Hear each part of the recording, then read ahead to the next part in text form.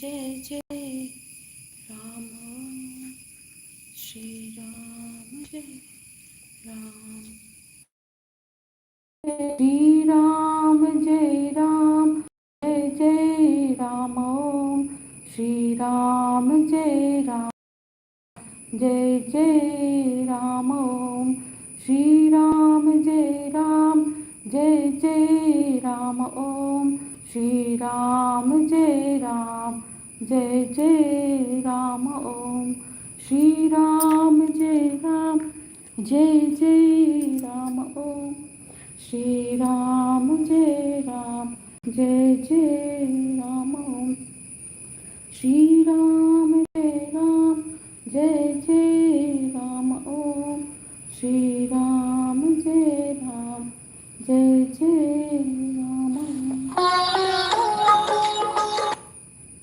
हरि ओम शदा okay I am coming Hari Om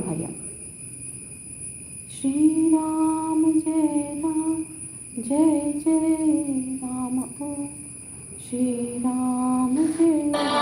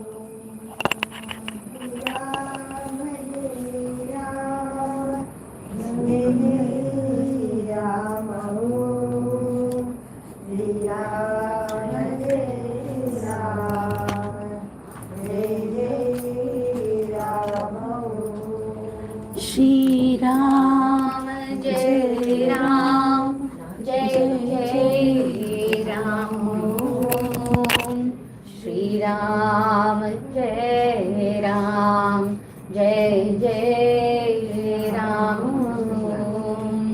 Shri Ram जय राम जय जय राम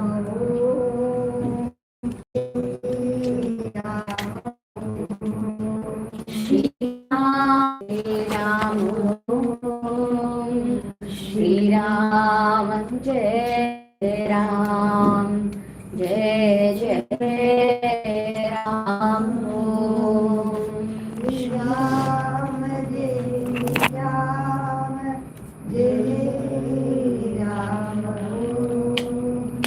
श्री राम जय राम जय राम श्री राम जय राम जय जय राम श्री राम जय राम जय जय राम श्री राम जय राम जय जय राम श्री राम जय राम जय जय राम श्री राम जय राम जय जय राम श्री राम जय राम जय जय राम श्री राम जय राम जय जय राम श्री राम जय राम जय जय राम श्री राम जय राम जय जय राम श्री राम जय राम जय जय Ram You may close your eyes and try to hear the sound. Shri Ram Jai Ram Jai Jai Ram Om Shri Ram Jai Ram Jai Jai Ram Om Shri Ram जय राम जय जय राम श्री राम जय राम जय जय Ram Shri Ram Jai Ram Jai Jai Ram Om Shri Ram Jai Ram Jai Jai Ram Om Shri Ram जय राम जय जय राम श्री राम जय राम जय जय Ram Shri Ram Jai Ram Jai Jai Ram Om Shri Ram Jai Ram Jai Jai Ram Om Shri Ram जय राम जय जय राम श्री राम जय राम जय जय Ram Shri Ram Jai Ram Jai Jai Ram Om Shri Ram जय राम जय जय Ram Shri Ram Jai Ram Jai Jai Ram Om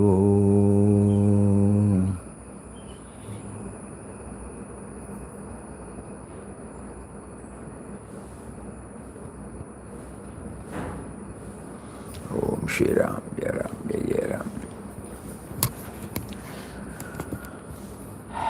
This morning at in the Bhajan Hall, when we opened the book God Experience, body number 1, he led us to the word Yoga Vasishta.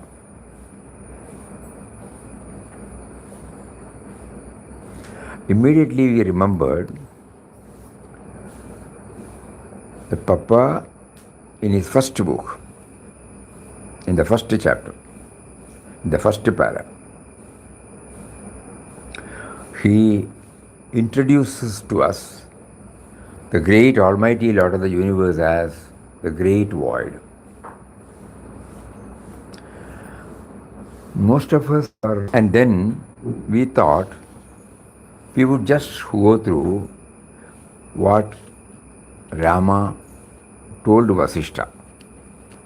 Exactly what all spiritual aspirants struggle, or when the conflicts are going on in their mind. Probably you might be aware that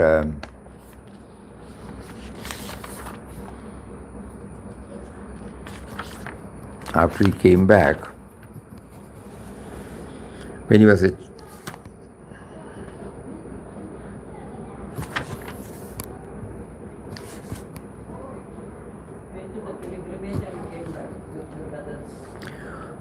He went to pilgrimage with brothers and came back.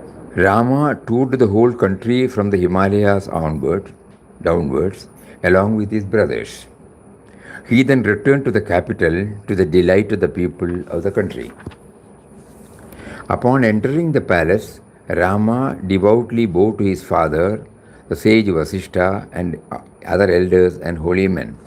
The whole of the city of Ayodhya put on a festive appearance for 8 days to celebrate the return of Rama from the pilgrimage. Actually, this is not a story, it's a wonderful, wonderful presentation. For some time, Rama lived in the palace, duly performing his daily duties. However, very soon, a profound change came over him. He grew thin, emaciated, pale, and weak. The king, Dasharatha, was worried over this sudden and unaccountable change in his beloved son's appearance and behavior. Whenever he questioned Rama concerning his health, the latter replied that there was nothing wrong. When Dasharatha asked Rama, "Beloved son, what is worrying you?" Rama politely replied, "Nothing, father," and remained silent. Inevitably, Dasharatha turned up to the sage Vasishta for the answer. The sage enigmatically answered, "Surely there is some reason why Rama behaves in this manner. Even as in the world, no great changes takes place before the coming into being of their cause. The cosmic elements, changes like anger, despondency, and joy, do not manifest in the behavior of noble ones without a purpose.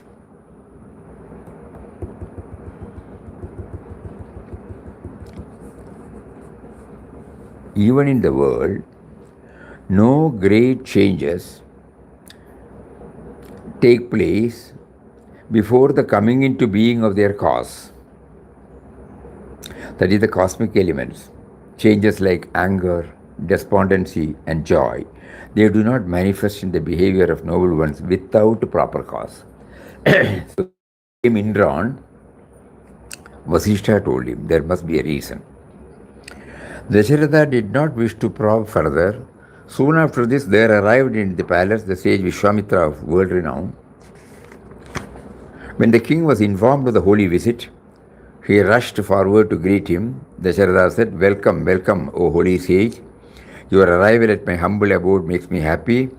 It is as welcome to me as vision to a blind man, rain to parched earth, sun to a barren woman, resurrection of a dead man, recovery of lost wealth. O sage, what may I do for you? Pray, whatever be the wish with which you have come to me, consider that wish fulfilled. You are my worshipful deity, I shall do thy bidding." Vishwamitra was delighted to hear Dasharatha's words and proceeded to reveal his mission.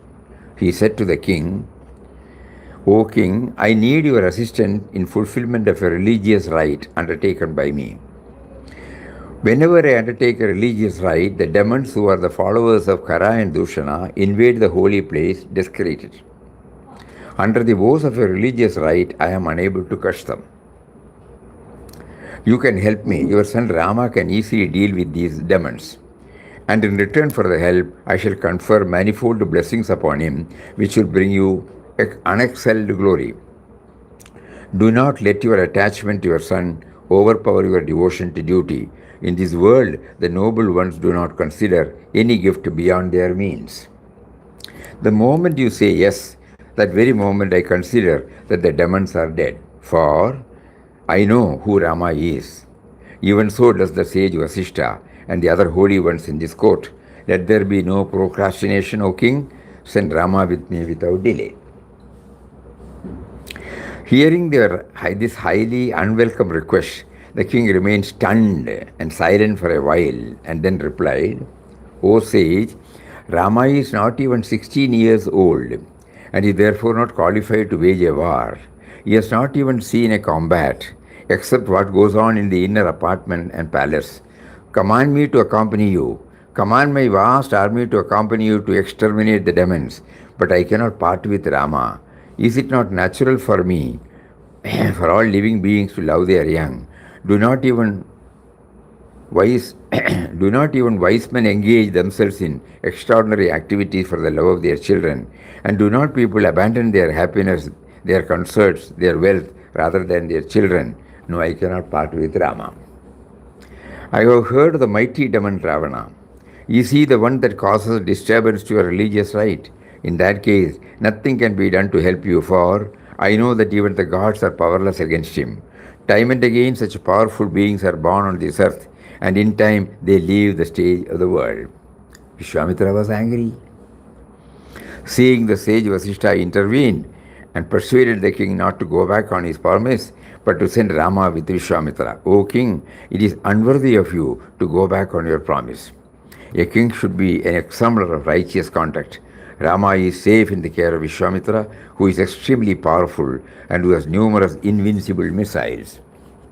In obedience to the wishes of the preceptor Vasishta, King Dasharatha ordered an attendant to fetch Rama. This attendant returned and announced that Rama would follow in a minute, and added, the prince seems to be dejected and he shuns company. Bewildered by this statement, Dasharatha turned to Rama's chamberlain and wished to know the facts concerning Rama's state of mind and health. The chamberlain was visibly distressed, and he said, the person who attended, Lord, since his return from the pilgrimage, a great change has come over the prince. He does not seem to be interested even in bathing, in the worship of the deity. He does not enjoy the company of the people in the inner apartments. He is not interested in jewels and precious stones. Even when offered charming and pleasing objects, he looks at them with sad eyes. Uninterested, he spurns the palace dancers, regards them as tormentors. He goes through the motion of eating, walking, resting, bathing, sitting like an automaton, like one who is deaf and dumb. Often he mutters to himself, what is the use of wealth and prosperity? What is the use of adversity of house? All this is unreal. He is silent most of the time and is not amused by entertainment. He relishes only solitude. He is all the time immersed in his own thought. We do not know what has come over our prince, what he contemplates in his mind, or what he is after. Day by day, he gets more and more emaciated. Again and again, he thinks to himself, alas, we are dissipating our life in various ways instead of striving to reach the Supreme. People wail aloud, and they are suffering and they are destitute, but no one sincerely turns away from the source of their suffering and destitution. Seeing all this, hearing all this, we, his humble servants, are extremely distressed. We do not know what to do. He is bereft of hope, bereft of desire. He is attached to nothing. He depends on nothing. He is not deluded nor demented. He is not enlightened either. At times, however, it looks as if he is overwhelmed by suicidal thoughts, spurred by the feelings of despondency. What is the use of wealth or mothers or relations when what is the use of the kingdom? What is the use of ambition in this world? Lord, only you can find the appropriate remedy for this condition of the prince. Vishwamitra said, if that be the case, my Rama be requested to come here. His condition is not the result of delusion, but is full of wisdom and dispassion. And it points to enlightenment. Bring him here, we shall dispel his despondency. Valmiki said, the narrator. Thereupon the king urged the chamberlain to invite Rama to the court. In the meantime, Rama himself got ready to meet his father. Even from a distance he saw and saluted his father and the sages, and they saw that though young, his face shone with the peace and of maturity. He bowed to the feet of the king, who embraced him, lifted him up, said to him, what makes you so sad, my son? Dejection is an open invitation to a host of miseries. The sages Vasishtha and Vishwamitra concurred with the king. Rama said, so this is the background.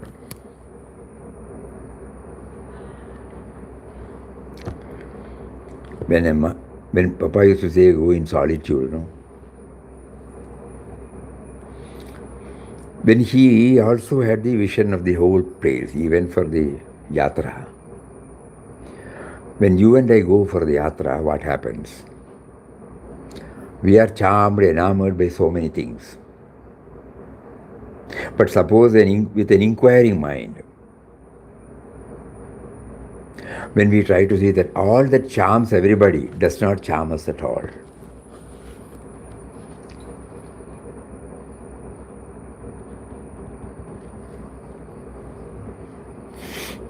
And he is a person who is accompanied by so many retinues, all comforts are there. Rama said, Holy Sir, I shall duly answer your question. I grew up happily in my father's abode. I was instructed by worthy teachers. Recently I went on a pilgrimage. During this period, a trend of thought has taken hold of me, robbing me of all hopes in the world. My heart begins to question, what do people call happiness, and can it be had in the ever-changing objects of this world? All beings in the world take birth to die, and they die to be born.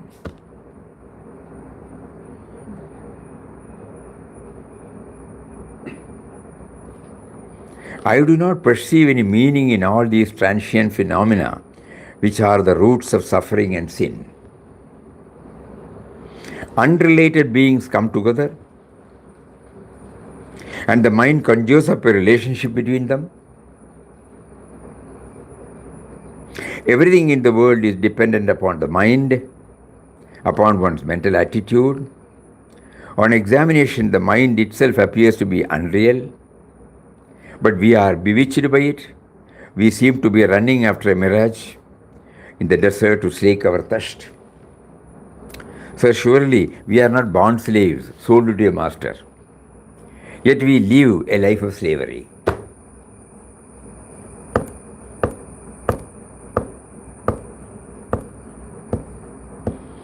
We are not bond slaves sold to a master. Yet we live a life of slavery without any freedom whatever. Ignorant of the truth, we have been aimlessly wandering in this dense forest called the world.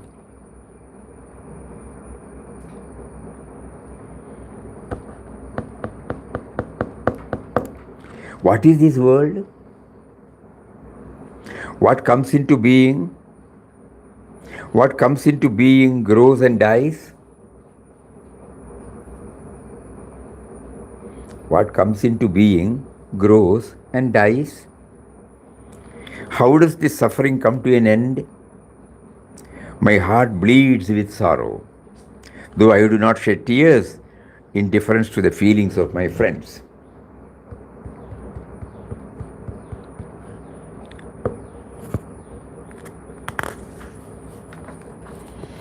Later on, when he says the forest, there the word comes great void.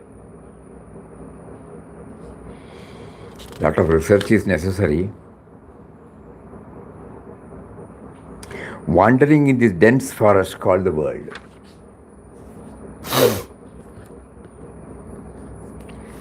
Rama continues, equally useless, O sage, is wealth which deludes the ignorant. Unsteady, fleeting. This wealth gives birth to numerous worries, generates an insatiable craving for more.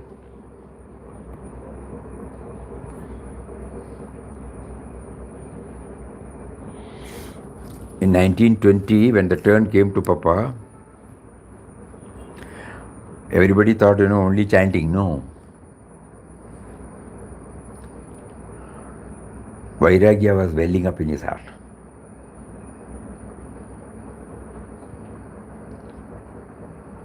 That was the first precondition to make the mind to dwell on him. Because the mind space is given to so many other things.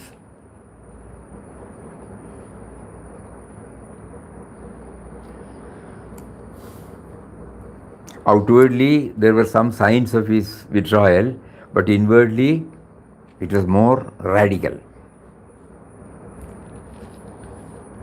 Each and every point he must have, because that is why in the book Passage to Divinity, Chandrasekhar Rao had written, among the books he pondered over was Yoga Vasishta.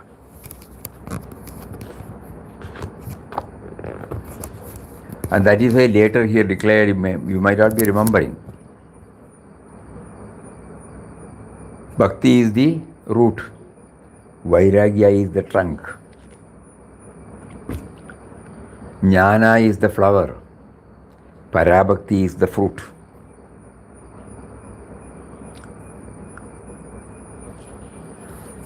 So how does this Vairagya, each one reflective, going through one by one, forest, now comes wealth. Wealth is no respecter of persons.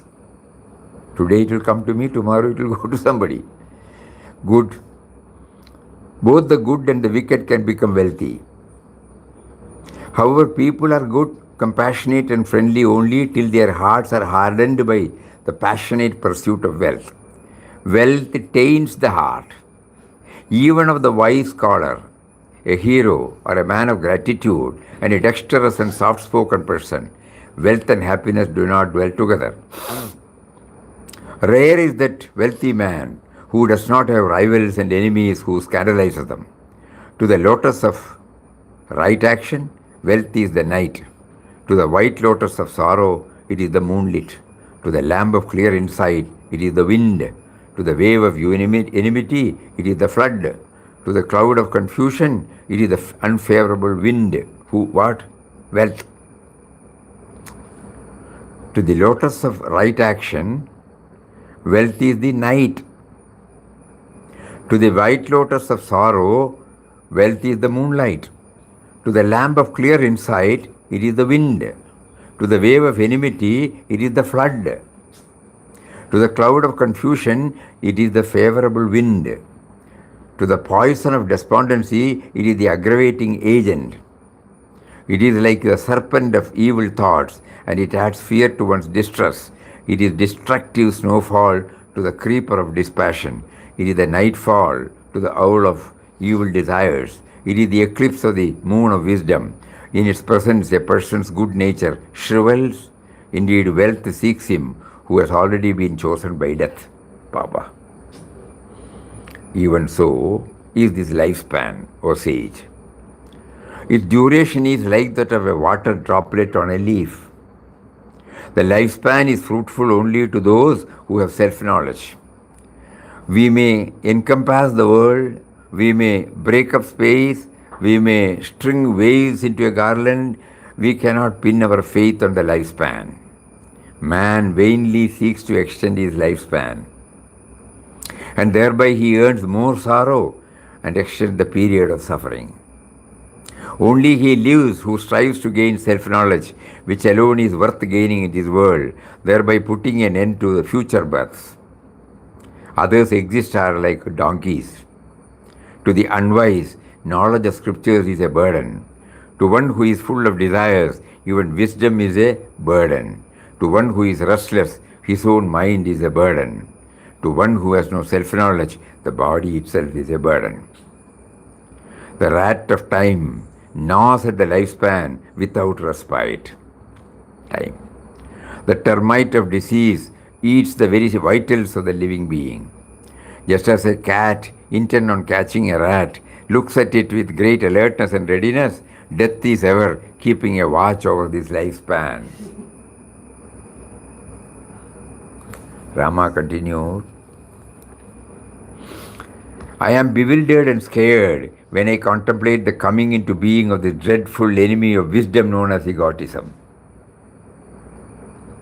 It comes into being in the darkness of ignorance, flourishes in ignorance. It generates endless sinful tendencies and sinful actions. All suffering surely revolves around egotism. It is the I who suffers. And egotism is the sole cause of mental distress. I feel that egotism is my worst disease. Spreading the net of worldly objects and of pleasures. It is this egotism that traps living beings. Indeed, all the terrible calamities in the world are born of egotism. Egotism eclipses self-control, destroys virtue, dissipates equanimity, giving up the egoistic notion that I am Rama, and giving up all desires. I wish to rest in the self. I realize that whatever I have done with an egoistic notion is in vain. Non-egotism alone is the truth. When I am under the influence of egotism, I am unhappy. When I am free from egotism, I am happy. Egotism promotes cravings. Without it, they perish. It is this egotism alone, without rhyme or reason, that has spread the net of family and social relationships to catch the unwary soul. I think I am free from egotism, yet I am miserable. Pray, enlighten me. Bereft of the grace earned through the service of the holy ones, the impure mind stuff remains restless as the wind. It is dissatisfied with whatever it gets, grows more and more restless by the day. The sieve can never be filled with water.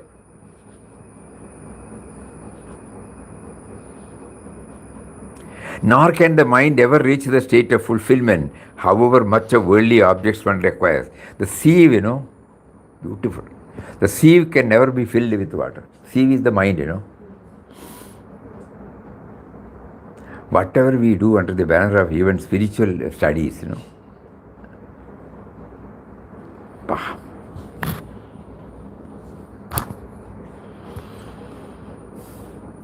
Nor can the mind reach the state of fulfillment, however much of worldly objects one acquires. The mind flits in all directions all the time, but is unable to find happiness anywhere. Unmindful of the possibility of reaping great suffering in hell, the mind seeks pleasure here, but even that it does not get. Like the lion in a cage, the mind is ever restless, having lost its freedom, yet not happy with its present state. Alas, O Holy One, I am bound by the knots of craving to the net that has been spread by the mind. Even as the rushing waters of a river uproot the trees on its bank, the restless mind has uprooted my whole being. I am being wafted like a dry leaf in the wind by the mind. It does not let me rest anywhere. It is this mind alone which is the cause of all objects in the world. The three worlds exist because of the mind stuff. When the mind vanishes, the worlds vanish too.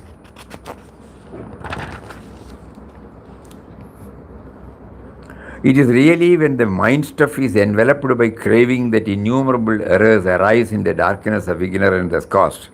This craving dries up the good and noble qualities of the mind and the heart. This craving dries up the good and noble qualities of the mind and the heart, like sweetness and gentleness of disposition, makes me hard and cruel. In the darkness, craving in its different forms dances like a goblin. Though I adopt various methods to restrain this craving, the latter overpowers me in a moment, helplessly drives me astray.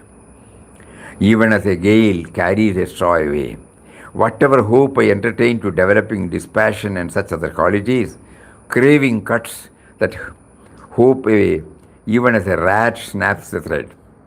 And I helplessly resolve, caught in the wheel of craving. Like birds caught in a net, we are unable, though we have the wings for it, to fly to our goal or abode of self-knowledge. Nor can this craving be ever appeased, even if I were to quaff nectar. The characteristic of this craving is that it has no direction. Today one craving, tomorrow another day, tomorrow another day. Bah.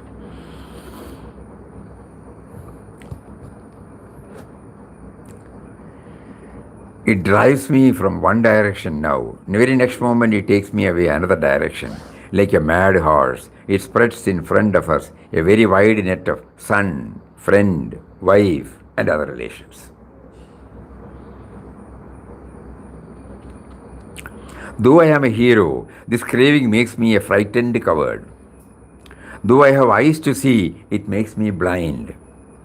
Though I am full of joy, it makes me miserable. It is like a dreadful goblin.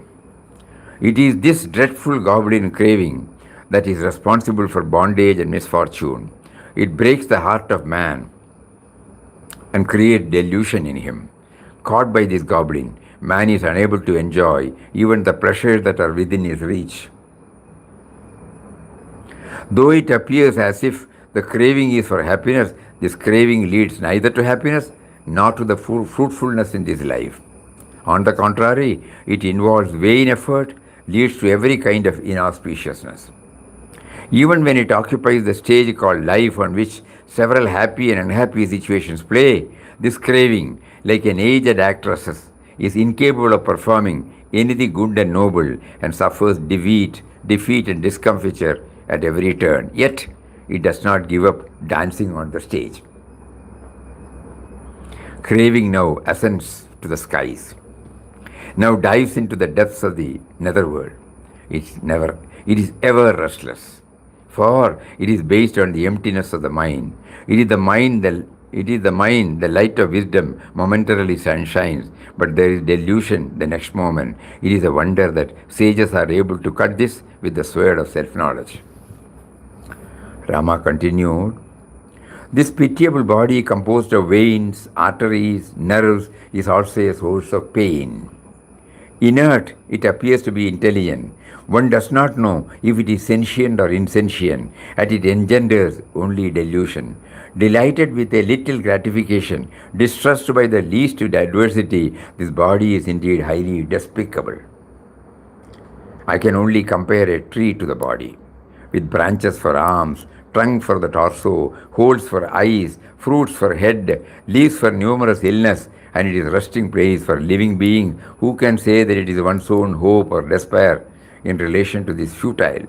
It is but a boat given to one for crossing this ocean of birth and death, but one should not regard it as oneself.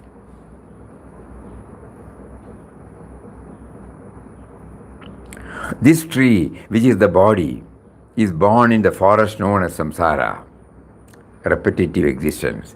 The restless monkey mind plays on it. It is the abode of crickets, worries. It is constantly eaten by the insects of endless suffering. It shelters the venomous serpent of craving, and the wild crow of anger dwells on it. On it are the flowers of laughter. Its fruits are good and evil. It appears to be animated by the wind of life force. It supports the birds of senses. It is resorted to the traveler, lust or desire, for it provides shade of pleasure. The formidable vulture egotism is seated on it, and it is hollow and empty. It is certainly not meant to promote happiness, whether it lives for long or falls in short time. It is still useless. It is composed of flesh and blood. It is subject to old age and death. I am not enamored of it. It is completely filled with impure substance, afflicted with ignorance. How can it fulfill my hopes? This body is the home of illness, the field of mental distress, changing emotions and mental states. I am not enamored by it. What is wealth? What is kingdom? What is the body? All these are mercilessly cut down by the time called death.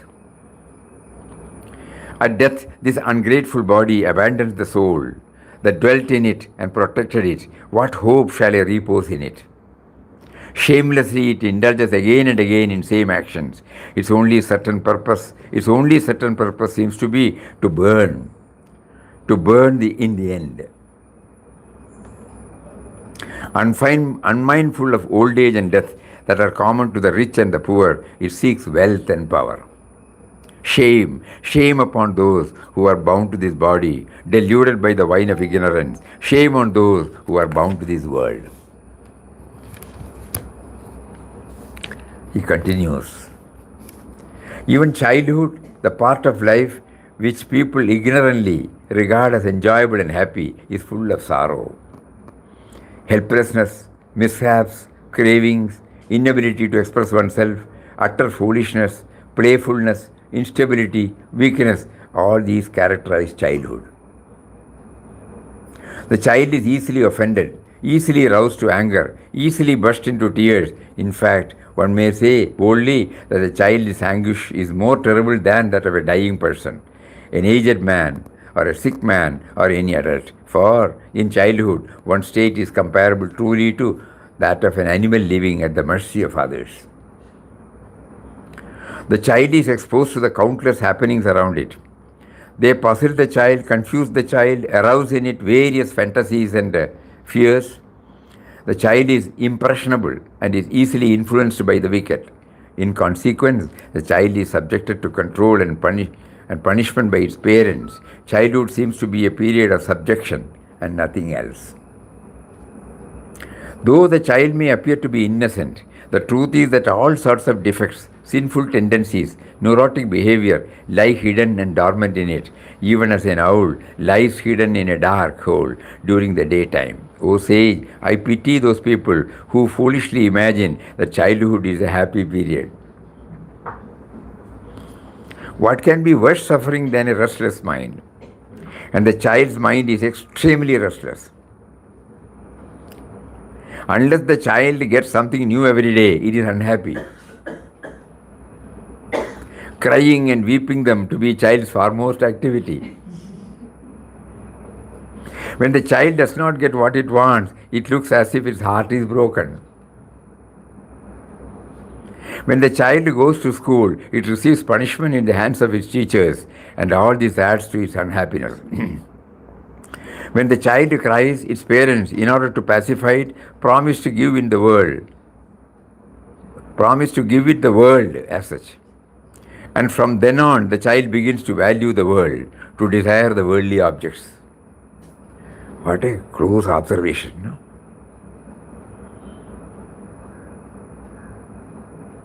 When the child cries, its parents, in order to pacify it, promise to give it the world. And from then on, the child begins to value the world, to desire the worldly objects. The parents say, I shall give you the moon for a toy. And the child, believing their words, thinks that it can hold the moon in its hands. Thus are the seeds of delusion sown in the little heart. Though the child feels heat and cold, it is unable to avoid it. How is it better than a tree? Like the animals and birds, the child vainly reaches out to get what it wants, and it is fearful of every elder in the house. Leaving this period of childhood behind, the human being goes on to the stage of youth. But he is unable to leave the unhappiness behind. There he is subjected to numerous mental modifications, and he progresses from misery to greater misery, for he abandons wisdom, embraces the terrible goblin known as lust that resides in his heart. His life is full of desire and anxiety. They who have not been robbed of their wisdom in their youth can withstand any onslaught. I am not enamored of this transient youth. in which short-lived pleasure is quickly following by long-lasting suffering, and deluded by which regards the changing to the changeless. What is worse still, it is during youth that one indulges in such actions that bring unhappiness to many others. Even as a tree is consumed by a forest fire, the youth's heart is consumed by the fire of lust when his beloved leaves him. However much he may strive to develop purity of heart, the youth's heart is stained with impurity. Even when his beloved is not present near him, he is distracted by the thoughts of her beauty. Such a person who is full of cravings is naturally not held in high esteem by good men. Youth is the abode of disease and mental distress. It can be compared to a bird whose wings are good and evil acts. Youth is like a sandstorm that disperses and dissipates one's good qualities. Youth arouses all sorts of evils in the heart, suppresses the good quality that may exist there. It is thus the promoter of evil. It gives rise to delusion and attachment. Though youthfulness appears to be very desirable to the body, it is destructive to the mind. In the youth, the man is tempted by the mirage of happiness, and in its pursuit, he falls into the well of sorrow. Hence, I am not enamored by youth. Alas, even when youth is about to leave the body, childhood, youth. The passion that had been aroused by youth burned the more fiercely and bring about one's quick destruction. He who delights in the youth is surely not a man, but an animal in human garb. They are adorable, they are great souls, and they alone are men who are not overcome by the evils of youth and who survive that stage of life without succumbing to temptations. For it is easy to cross a great ocean, but to reach the other shore of youth without being overcome by its likes and dislikes is indeed difficult. I don't think it will be over today. In this youth, but still it might help us. We are revisiting our own life, the life we have so far lived. And don't think it will puncture all your enthusiasm. No. And like that he keeps on, and the last word was very touching.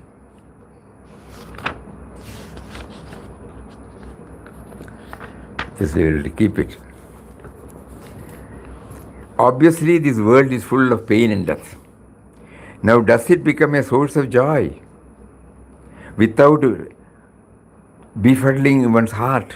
The mind is obviously full of impurities. How can it be cleansed? And with what cleanser prescribed by the great sage? How should one live here so as to not to fall a victim to the twin currents of love and hate? He is asking the questions now, okay? And before that he says, by reflecting on the pitiable fate of living beings thus fallen into the dreadful pit of sorrow, I am filled with grief. My mind is confused. I shudder, and at every step I am afraid. I have given up everything, but I have not established myself in wisdom. Hence I am partly caught, partly freed. No?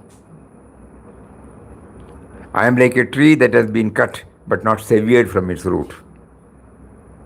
I wish to restrain my mind, but do not have the wisdom to do so. The real conflict in a sadhaka's mind. Hence, pray tell me, he is telling Vasishtha, what is that condition or state in which one does not experience any grief? How can one who is involved in the world and its activities, as I am, reach the supreme state of peace and bliss? What is that attitude that enables one not to be influenced by various kinds of activities and experiences? Pray tell me, how do you people who are enlightened live in this world? How can the mind be freed from lust and made to view the world both as one's own self, as also no more valuable than a blade of grass?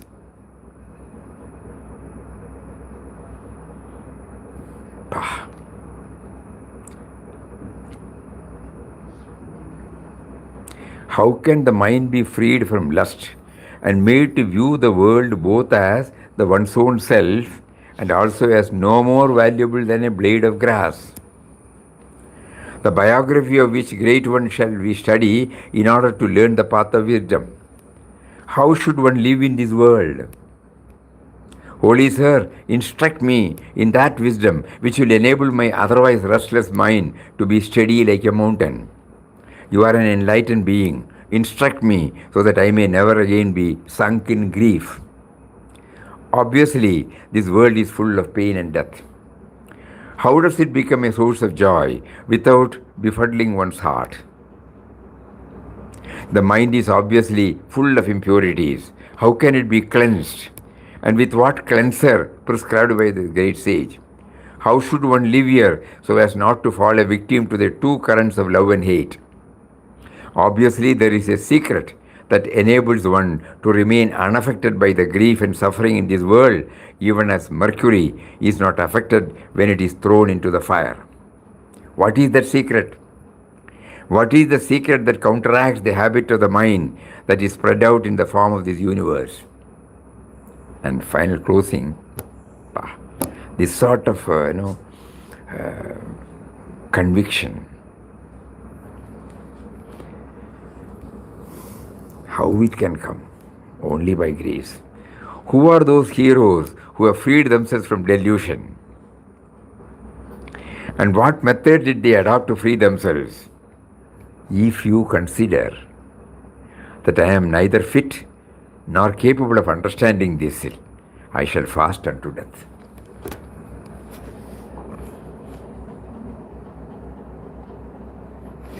So it was not merely blabbering, conviction.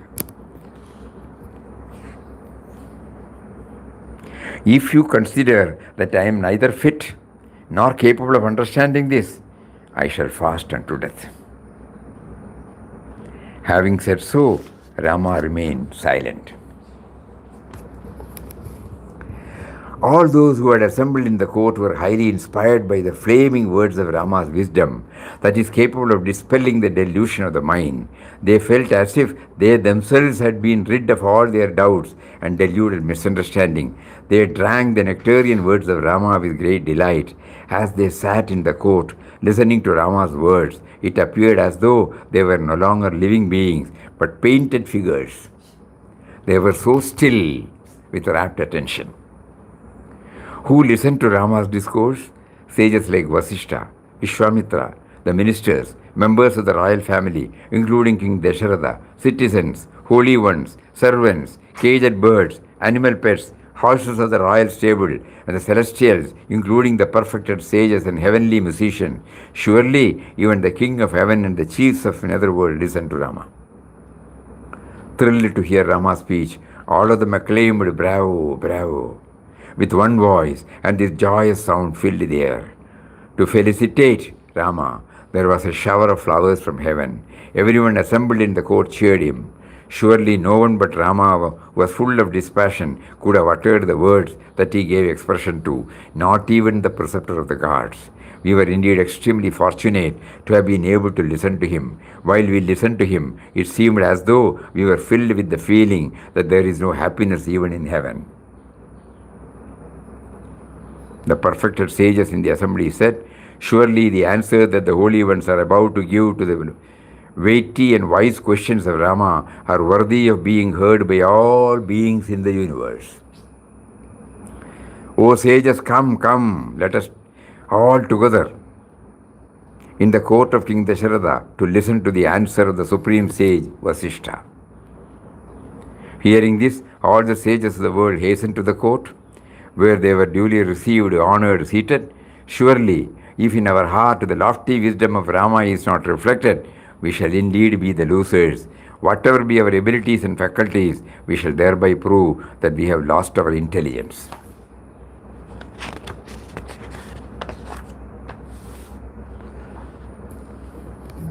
From here, he starts. We may not be able to go through the whole text, but the preamble, the struggling sadhaka. As Puja Swamiji said to Papa, we cannot go along with the common life, but at the same time we don't know the alternative. At times you are enamored by something in what we see, but in a short period it loses its charm and we are back again. But at the same time we don't know the alternative. Inner reflection alone can help us. So when we do that, this is what Papa did. Reflection, reflection, reflection. He was in the midst of a family.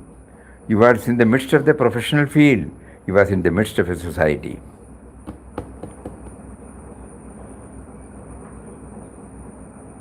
It is not merely the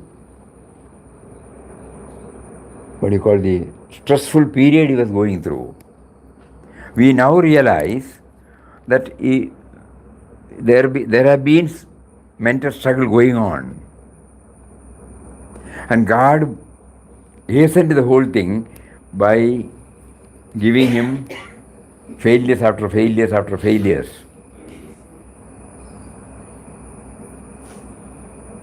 And nothing to fall back upon.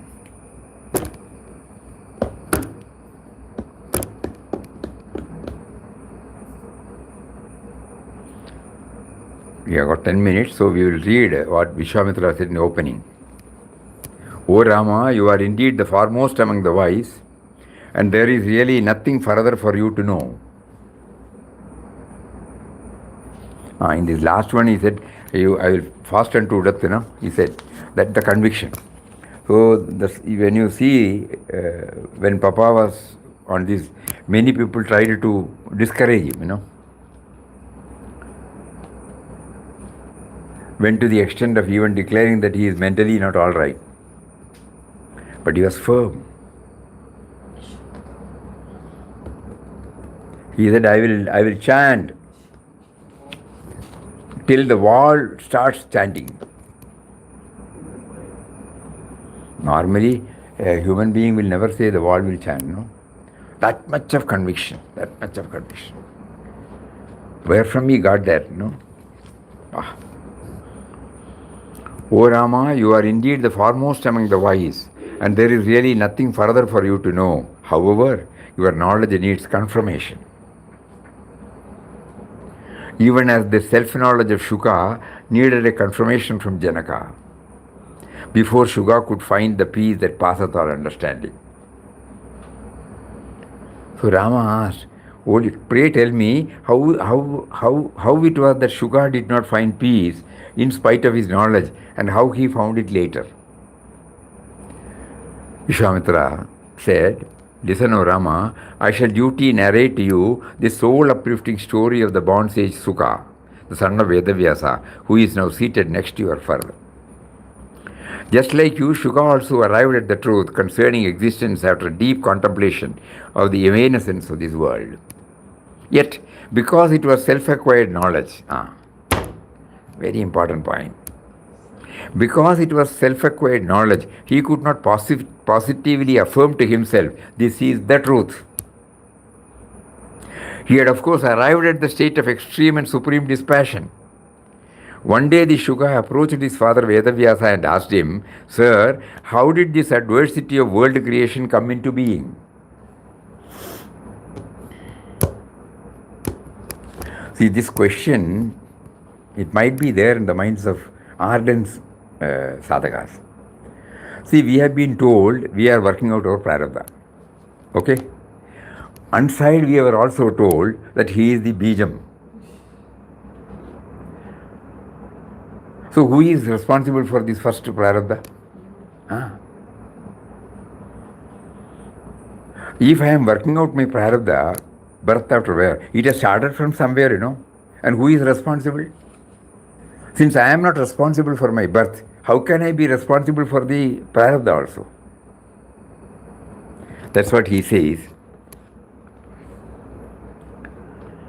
How did this diversity of the world creation come into being? How will it come to an end? Vedavyasa gave a detailed answer to this question. But Shuka thought, all this I knew already. What is new in this? And was not impressed. Vedavyasa also sensed this. Hence he said to Shuka, my son, I do not know anything more than this. But there is a royal sage Janaka on earth who knows more than this. Kindly approach him. Shuka thereupon is a very thought-provoking episode he is bringing. We should not leave it at this story level.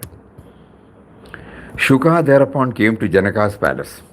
Informed by the palace guards of the young Shuka's arrival, Janaka ignored him for a week. For a week, while Shuka patiently waited outside. The next week, Janaka had Shuka brought into the palace and waited upon dancers and musicians. Shuka was unmoved by these two tests. After this, Shuka was ushered into the royal presence, and Janaka said, you know the truth. What else shall I tell you now? Shuka repeated the question he had asked his father. Janaka too gave him the answer his father had given. I knew this, my father had told me this, scriptures also affirm this, and now you declare the truth. That is, this diversity arises on account of mental modifications, and it will cease when they cease.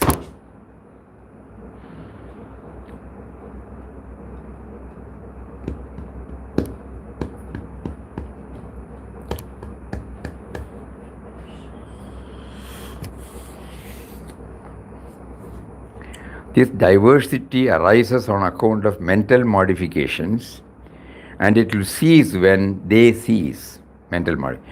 Thus, when his self-knowledge had been confirmed, Shuka attained peace and remained in Nirvikalpa Samadhi. So, as long as the mind is there, this will be there. That is why elsewhere Adi Shankara said in Atmabodh, Anadi avidya anirvachya. This avidya, every day we are reading, we are trying through Namosava also, that he is within, we are not aware of it. There is a veil of ignorance. We are trying to remove the veil. All those things we are telling. But ultimately it will fruition only when the mind is set at rest. Like Shuka, Rama too has gained this highest wisdom. The surest sign of a man of the highest wisdom is that he is unattracted by the pleasures of the world, for in him even the subtle tendencies have ceased. When these tendencies are strong, there is bondage. When they have ceased, there is liberation. He is truly a liberated sage who by nature is not swayed by sense pleasure without the motivation of fame or other incentives.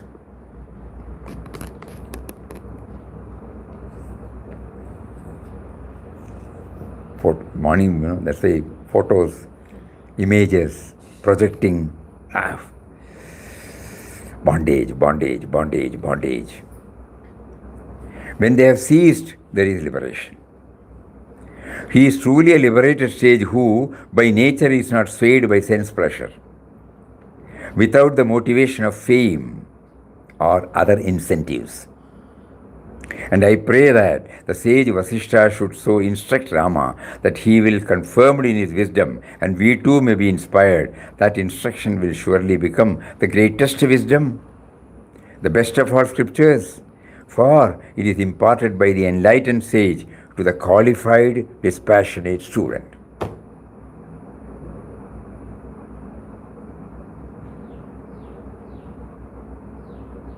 And then he starts.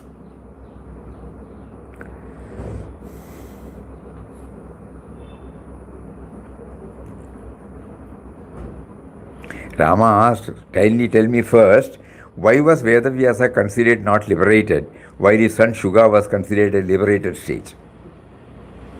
And he starts answering. So in this, we will try to take some portions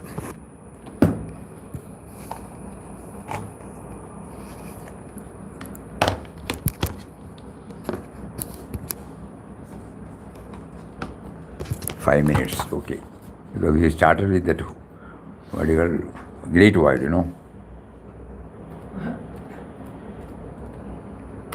That was the starting point. So he says, the void as infinite consciousness. The text frequently refers to the ultimate reality as a kind of void or emptiness. That's why we said, close our eyes and chant. Try to hear the sound. When we try to hear the sound, what happens, When we try to hear the words, what happens? Don't bring any words. That sense, we will have a glimpse of that experience. It floats. The sound floats. The words float. So the text frequently refers to the ultimate reality as a kind of void or emptiness, but not in the sense of mere nothingness. Instead, it is described as the infinite space of consciousness, which is subtler than the physical or psychological space. For example, there are 3 types of space: the psychological space, the physical space, the infinite space of consciousness. Of these, the most subtle is the infinite space of consciousness. By intense meditation on this infinite space of consciousness, you can see and experience the presence of one, like your husband, whose body is that infinite space, even though you do not see him in there. That is the infinite space which exists in the middle when the finite intelligence travels from one place to another, for it is infinite. There is a story, Laila.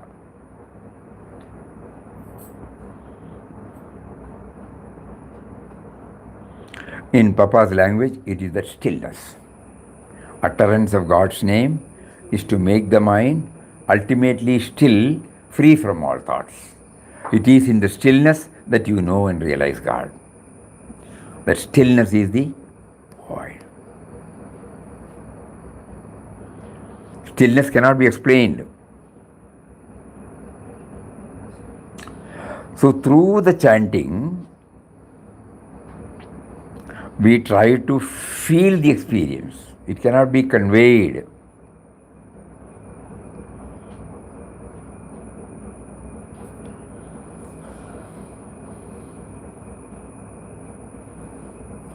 And next, the world as a great void. The world itself is described as a great void, especially when seen through the light of spiritual inquiry. The world itself is the forest. It's a great void. It is there here. These are all the words from Yoga Vasishta. But this void is seen only in the light of inquiry. Otherwise, it is full of contents. Just like when we, in our example, we said, the whiteness and the letters. We only see the letters. Whiteness is the great void. So we never recognize that is the tendency of the mind, to concentrate on the projections, not the substractum. So Papa wants us to, through the projection, we try to enter through the sound. What is that word? We enter into the through the sound. Infinite stillness within. No. Infinite Through the sound, you enter into the infinite stillness within. Infinite. Infinite is not there. Infinite is there. I think. Let him see. When we repeat the mantra aloud, we attune ourselves to the sound produced by it. Through the sound, we enter into the perfect stillness within us. Perfect stillness. Perfect. No, but once she is forgotten, we should be happy, Swami. No, that is okay. We are led to the great void, We don't get stuck with the academics, the words. Papa is leading us to the stillness within us. Merely reading will not, only through traveling. Go on repeating Ram Nam continuously without any break. The method of approach through sound has been found to be the easiest. The sound that you hear, listen, the sound that you hear is what comes out of that infinite silence. Here is infinite. Here is the infinite. I misplaced it. Again, we miss the point, The sound that you hear. So that's why when we chant, we must try to hear the sound. When we see the printing, we see the letters. Through the letters, we try to see the whiteness. The sound that you hear, that is the letters, is what comes out of that infinite silence, silent stillness. When we repeat the mantra aloud, we tune, okay. So, and through the sound, we enter into the perfect stillness within us.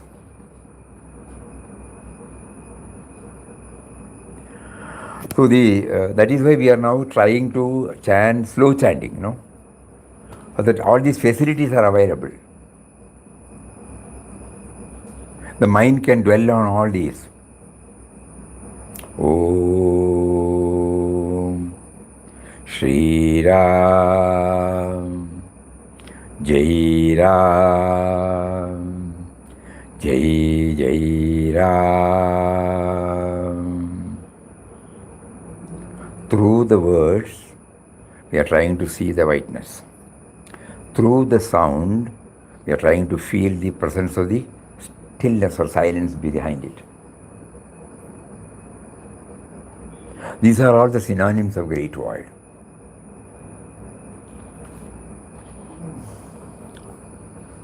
So the world itself is the forest, it's a great void, but this void is seen only in the light of inquiry.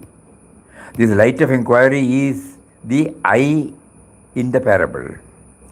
This wisdom is accepted by some, rejected by others who continue to suffer. Those who accept it are enlightened. It is there in this book, Great Forest. More of it will take. It is very, very subjective, but very interesting, It is not boring. It is not, dry. Because they have put a Rama, Vasishta, the dryness is not there. And the question and the answer is built up in such a state that it doesn't become an academic exercise. But a journey, a journey. Especially for us who have been practicing Ram Nam, we were doing it as a discipline. Bluntly speaking. A discipline at a specified hour in a specified place, which we are not trying to connect it with our non-chanting time. So in order that we try to maintain a state of mind where, chanting or non-chanting, we try to feel the great void. Papa is now slowly taking us through these journeys. Those of you who have read this In Quest of God, you take that In Quest of God? It won't be available. No, it's there. It's right here. It's on left side. Amma, left side. Because normally it will not be available. No, I kept an eye on it. Now, this is the first chapter of In Quest of God, first book of Papa, first para. For nearly a year, Ramdas struggled on in a world full of chaos, anxieties and pains. It was a period of terrible stress and restlessness, all of his own making. In this utterly helpless condition, full of misery, where is relief, where is rest? This was the heart's cry of Ramdas. The cry was heard. And from the great void came the voice, despair not, trust me, thou shalt be free. And this was the voice of Ram. So first he said, great void.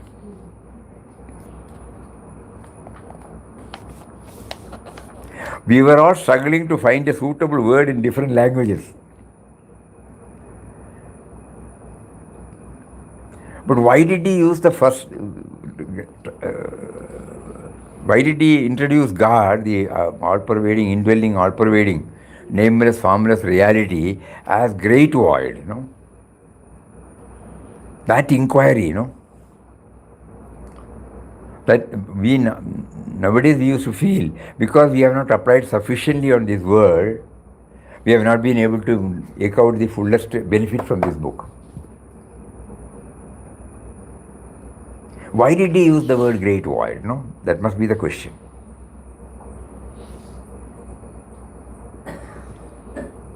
And when this was breaking our head, he silently then led us to the passage to divinity.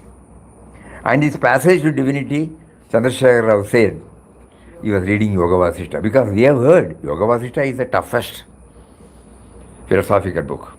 Ordinary people cannot, they have to apply their mind. Very difficult. So we never used to make an effort.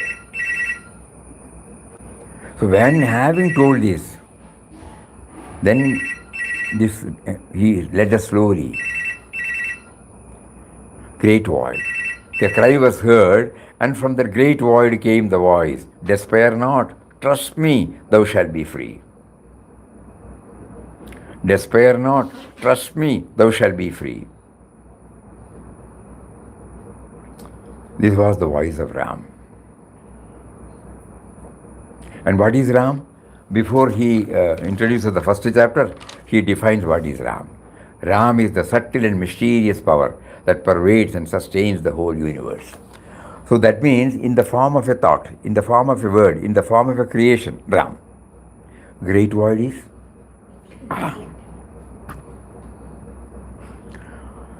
So the cry was heard, from the great void came the voice, despair not, trust me, thou shalt be free, and this was the voice of Ram.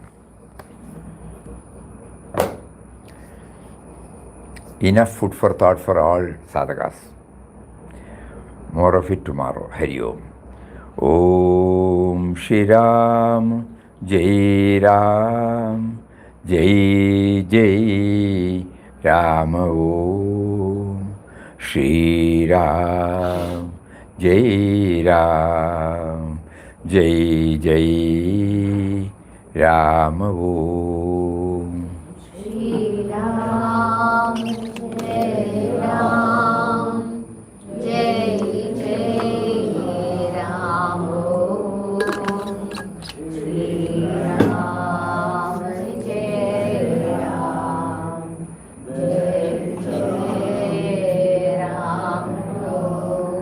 Shri Ram, Jai Ram, Jai Jai Ram. Shri Ram, Jai Ram, Jai Jai Ram Om. Shri Ram, Jai Ram, Jai Jai Ram Om. Shri Ram, Jai Ram, Jai Jai Ram. Shri Ram, Jai Ram, Jai Jai Ram. Shri Ram, Jai Ram, Jai Jai Ram Om. Shri Ram, Jai Ram, Jai Jai Ram. Shri Ram, Jai Ram, Jai Jai Ram Om. Shri Ram, Jai Ram,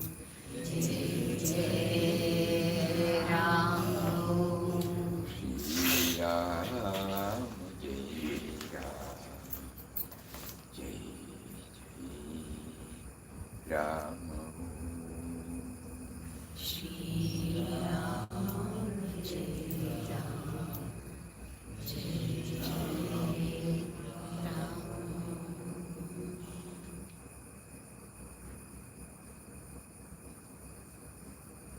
Om Shri Ram, Jai Ram, Jai Jai Ram. Hari Om to everybody.